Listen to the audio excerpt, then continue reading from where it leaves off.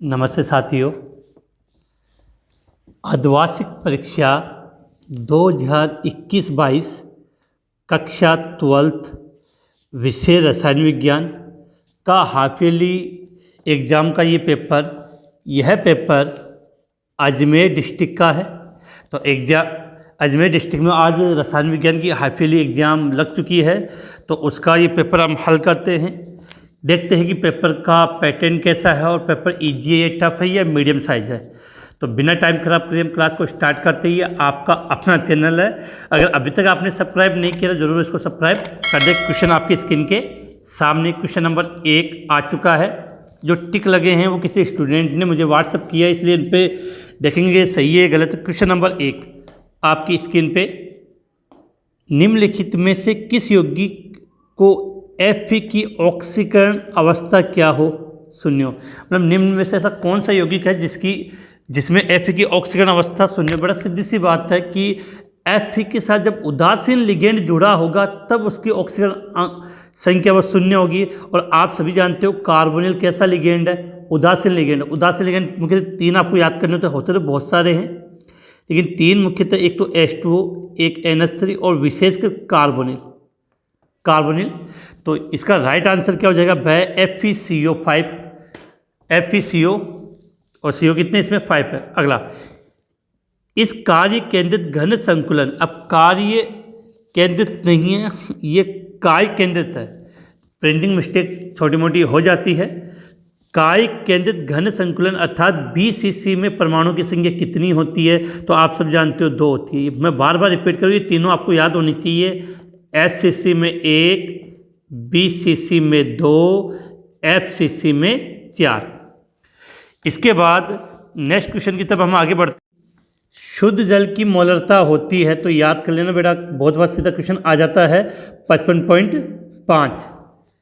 Question number 4, शून्य कोटि अभिक्रिया के वेग स्थिरांक की इकाई है। लगभग हाफ ईयरली एग्जाम के पेपर में प्रथम कोटि की पूछी गई थी, इसमें पूछी गई शून्य कोटि की। तो शून्य कोटि की क्या होती है? मोल लेटर इनवर्स सेकेंड इनवर्स।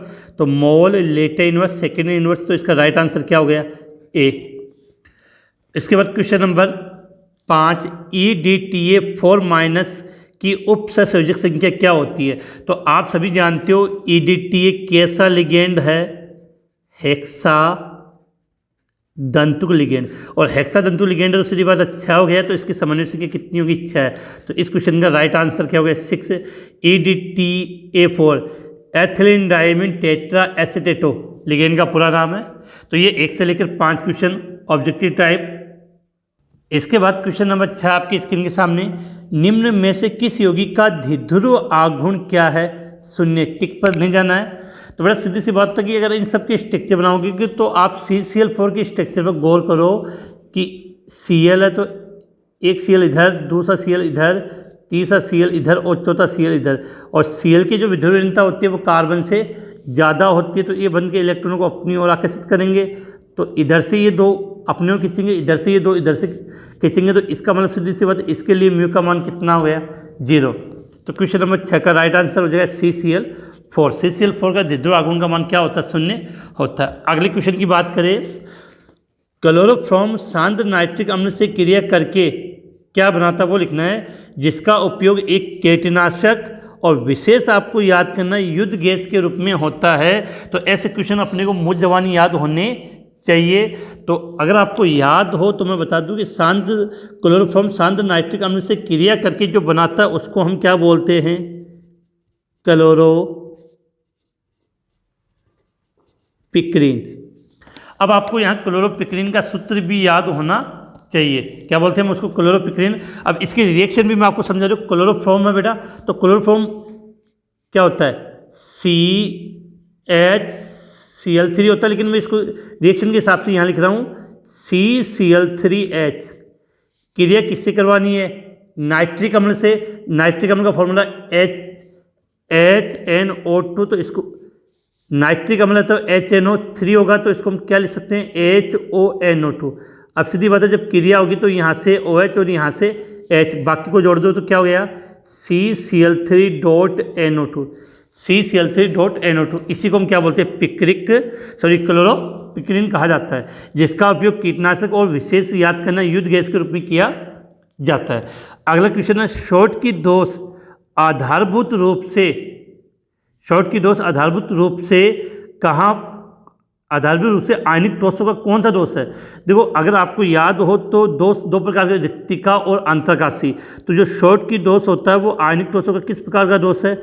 रिक्तिका दोष है। ये आप सभी को स्टूडेंटों को ये बता दूँ कि ये जितने भी पेपर के क्वेश्चन हाल में आपने हल किए हैं, इनके लगभग अधिकांश क्वेश्चन आपको मेरी ऑनलाइन क्लास के माध्यम से मिल जाएंगे और ये सब ऑनलाइन क्लास में पढ़ाया हुआ है।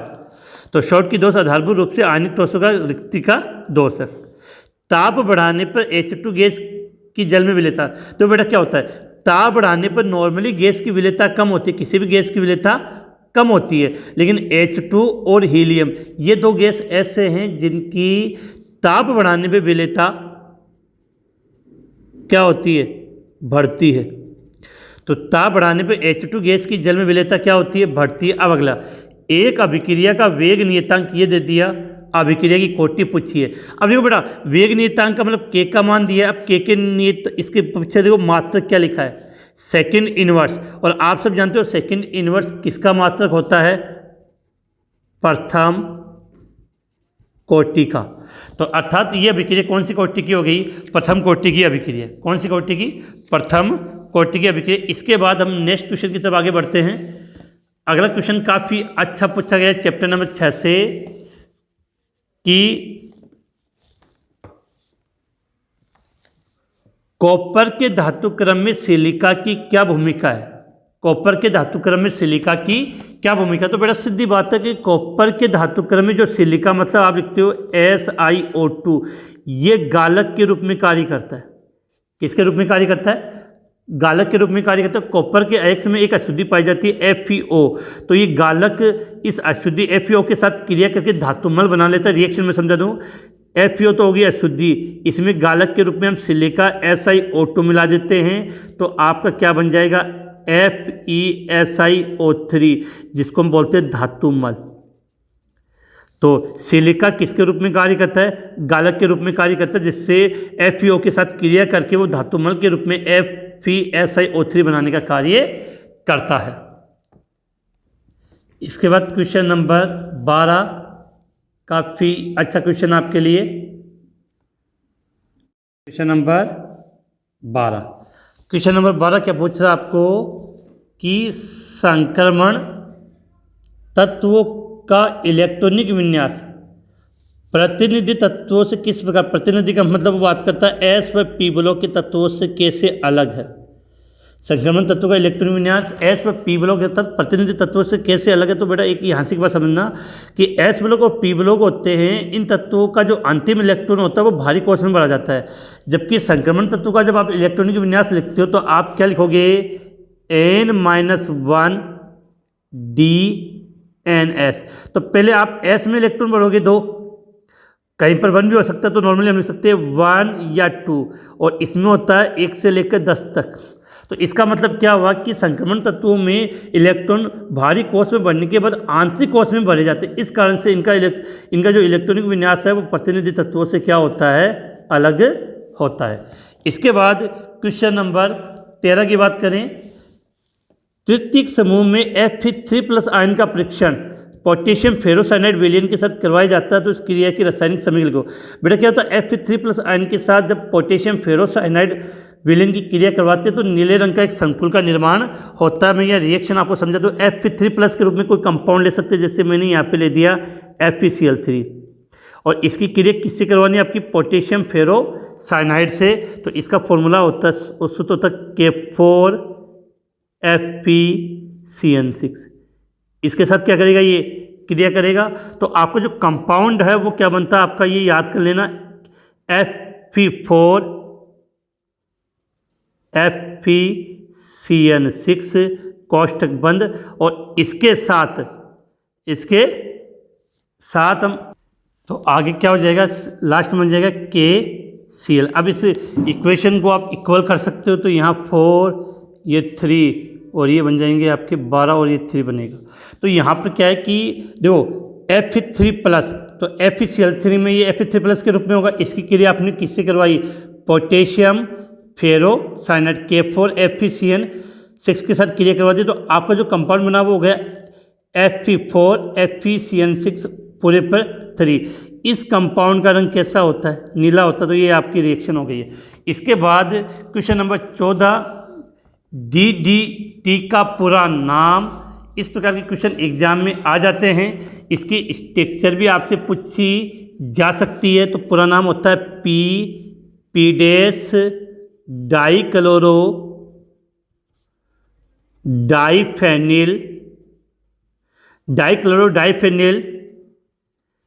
ट्राइक्लोरो पीडेस डाइक्लोरो डाइफेनिल ट्राइक्लोरो एथेन इसका पूरा नाम होता है। अगला ये क्वेश्चन सबसे अच्छा लगा। भर्जित हेमेटाइट एक्स के प्रगलन हेतु उपयोग में ली जाने वाली भट्टी। देखना चैप्टर नंबर 6 में 2 भट्टी मुख्यतः फेमस है, एक तो परावर्तनी भट्टी और एक होती है वाट्य भट्टी। तो हेमेटाइट एक्स का जो प्रगलन किया जाता है वो कौन सी भट्टी में किया जाता है?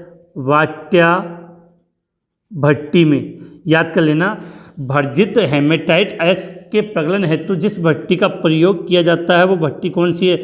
वाट्य भट्टी। और इसका जो डायग्राम है वो आपकी स्क्रीन के सामने है, वहाँ से आप इसको लिख सकते हो, बना सकते हो। स्क्रीनशॉट ले लें आप।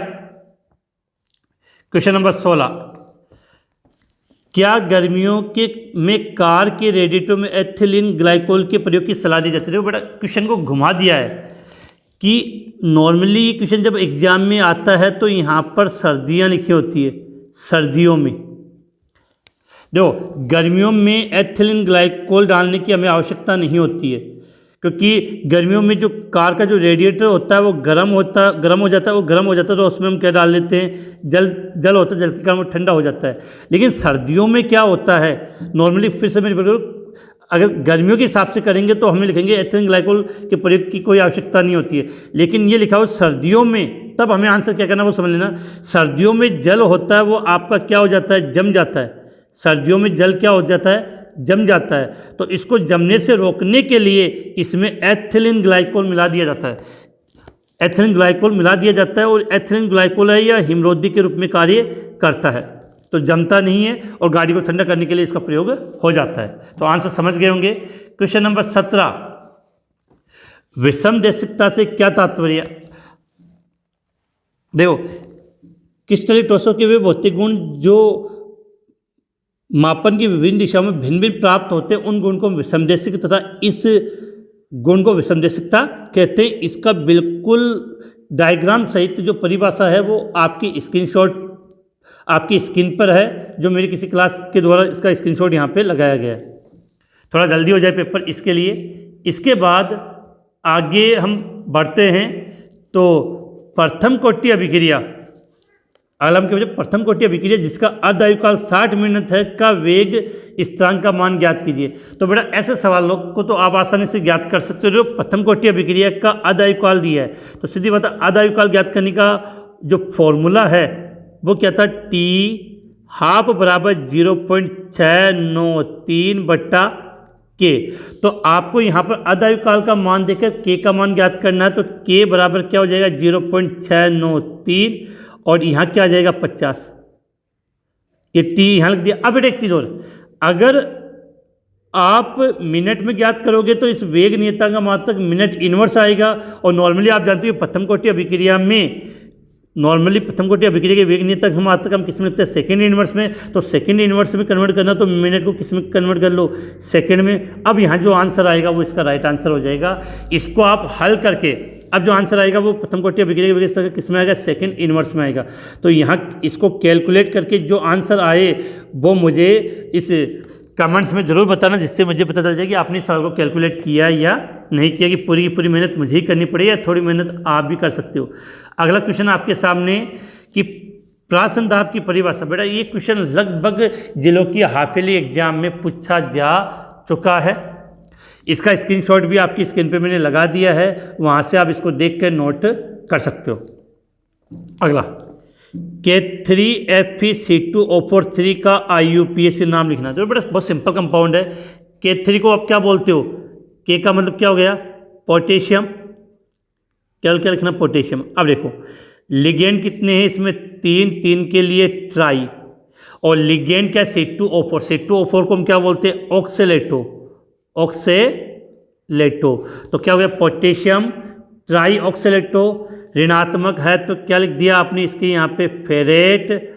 और यहाँ Fe का जो ऑक्सीकरण अंक है निकालोगे तो +3 आएगा, अर्थात कोष्टक में क्या लिख दिया आपने? ठल। तो पोटेशियम ट्राई ऑक्सीलेटो फेरेट, कोष्टक में क्या होगा? ठल, इसका IPC नाम। अब नेक्स्ट बात करते हैं वोल्टेज-फिट्टिक अभिक्रिया।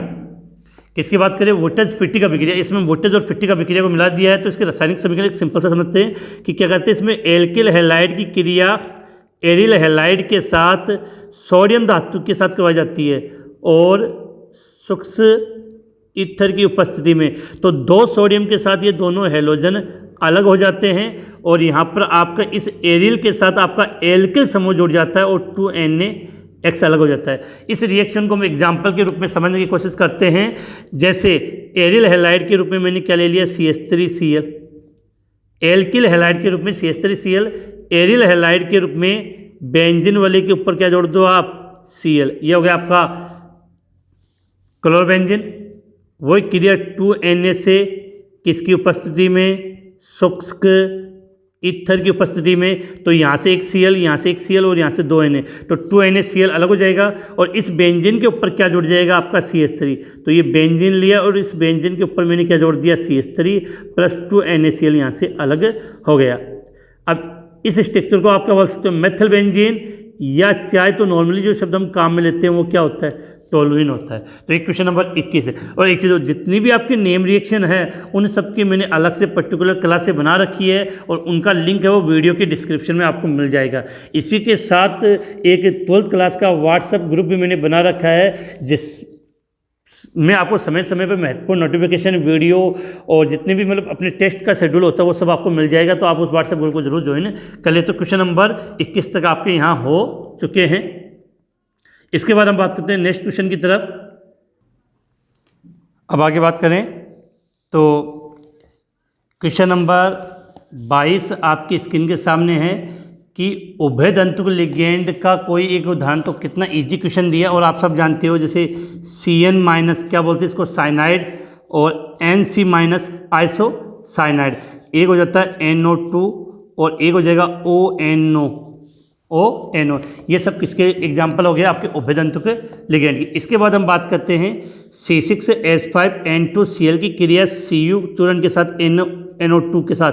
तो क्या बनेगा? तो बेटा सीधी बात है कि यहाँ से Cl और यहाँ से Na आपको क्या हो जाएगा? बाहर चला जाएगा, N2 गैस के रूप में बाहर चली जाएगी। तो C6H5 के साथ क्या जुड़ जाएगा? NO2। तो यहाँ आपका जो A है वो बन जाएगा बेंजीन वाले के ऊपर NO2 आ जाएगा, प्लस साथ में N2 + NaCl।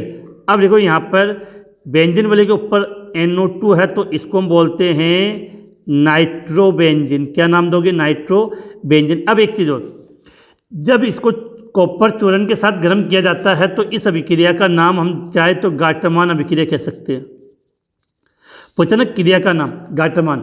कि इसको हमने कॉपर चूर्ण के साथ गर्म किया तो हमने इसको क्या नाम दिया? गाटरमान अभिक्रिया। और अगर इसी को क्यूप्रस हैलाइड के साथ गर्म करते, क्यूप्रस हैलाइड के साथ, तो इसको हम सैंडमेयर अभिक्रिया के नाम से जानते हैं, आपने सुना होगा। इसके बाद क्वेश्चन नंबर 24, वर्गाकार द्विविमीय निबिड़ संकुलन का चित्र बनाए। तो बनाने में टाइम लगेगा, तो मेरी एक ऑनलाइन क्लास का स्क्रीनशॉट आपकी स्क्रीन पर है जिसको देख के आप आसानी से बना सकते हो। इसके बाद क्वेश्चन नंबर 25 काफ़ी इजी है और दोनों क्वेश्चन आपके क्वेश्चन नंबर 25 में इजी दे दिए। पहले मैं इस क्वेश्चन को समझाना पर एक यौगिक 2 तत्व M और N। बड़े ये मैंने पिछली वाली 2-3 हाफ ईयरली एग्जाम में क्वेश्चन रिपीट हो चुका है, वहाँ पर करवाया। तो डायरेक्ट मैं इसका आंसर लिख रहा हूँ। इसका आंसर क्या हो जाएगा? M2N3। M2N3 याद कर लेना सीधा। आपको यौगिक का सूत्र पूछा तो आपसे लिख सकते हो M2N3। ठीक है। अब इस क्वेश्चन पर हम थोड़ा सा फोकस करते हैं। ये पहली बार मिला हाफ ईयरली के एग्जाम में और अच्छा क्वेश्चन है, इंपॉर्टेंट है। इस प्रकार के क्वेश्चन आपको बोर्ड एग्जाम में आपको मिलेंगे। ठीक है। अभी तक अगर आपने चैनल को सब्सक्राइब नहीं किया तो बेटा जरूर सब्सक्राइब कर दे, क्योंकि सब्सक्राइब करने से आपको जितने भी आने वाले महत्वपूर्ण वीडियो का नोटिफिकेशन समय समय पर मिलते रहेंगे। अब देखो, एक यौगिक षटकोणीय निबिड़ संकुलित संरचना बनाता है उसके 0.5 मोल में कितनी रिक्तियों की संख्या होगी और उसमें से चतुष्फल की रिक्तिका कितनी होती है। बेटा यहाँ से आपको शॉर्ट में एक चीज़ बता रहा हूँ, किसी भी निबिड़ संकुलन में, चाहे एससीपी हो किसी की बात करें, किसी भी निबिड़ संकुलन में जितने परमाणु होंगे उतनी ही उसके अंदर क्या होती है, अष्टफल की रिक्तिका होती है, और उसकी दुगनी क्या होती है, चतुष्फल की रिक्तिका होती है। तो सीधी बात है कि 0.5 मोल है तो अष्टफल की रिक्तिका भी 0.5 मोल होगी, लेकिन चतुष्फल की रिक्तिका कितनी होती है, उसकी डबल, तो कितनी हो जाएगी, 1 मोल। अब कितनी हो जाएगी, 1 मोल में शॉर्ट में समझा रहा हूँ। तो अगर आपसे पूछा गया कि उसमें 0.5 मोल में कुल रिक्तियों की संख्या, तो परमाणु की संख्या कितनी है, 0.5 मोल, तो उसमें कुल रिक्तियों की संख्या जो जितने परमाणु है उतनी ही अष्टफल किया और उसकी डबल चतुष्फल किया, तो लगभग 1.5 मोल उसमें रिक्तियाँ हो जाएंगी। अब 1.5 मोल को आप कन्वर्ट करना तो आप सभी जानते हो कि 1 मोल में कितने परमाणु होते हैं, 1 मोल में परमाणु कितने होते हैं, 6.02 × 10⁻23। तो कुल रिक्तियाँ कितनी हो जाएगी, 1.5 मोल।